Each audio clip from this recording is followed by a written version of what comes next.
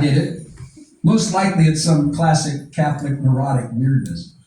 But when I was a young teenager and still forced to do Saturday afternoon confession, I often chose to whisper made-up sins to Father Steinkamp, while simultaneously keeping a few of my genuine trespasses secret, which was, of course, another sin. A mortal sin, to be exact, and yet I did it anyway, and kept on doing it, kept on risking damnation and eternal hellfire with each sacramental lie I told, despite making repeated solemn promises to knock it off, promises the honest part of me knew I'd never be able to keep. Also of interest here is the fact that my cooked-up wrongdoings were sometimes worse than my real ones. And that after a while I began to wonder if maybe I was indeed the kind of person who could and would do the things I hadn't actually done.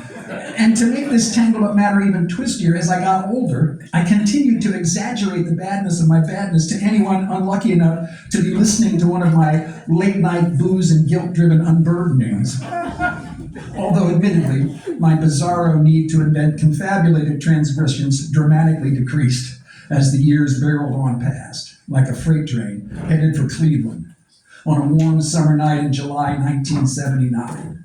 And I'm cruising down Xenia Avenue in Lou Ratterman's rattle-trap Chevy Biscayne station wagon, a cold quart of Strohs between my legs, windows rolled down, cassette player turned up loud, Deep Purple, I'm a highway star. And sweet Jesus of the barroom, I shouldn't be happy, but I am.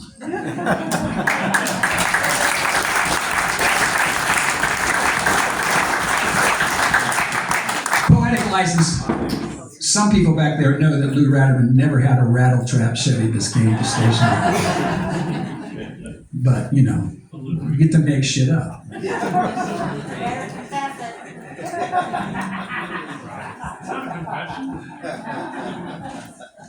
Say 3 Our Fathers and a couple of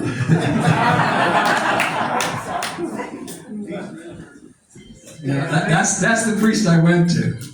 The guy who Father Beeler, I think was his name. You could go in there and say, I slept with my mother and killed my father.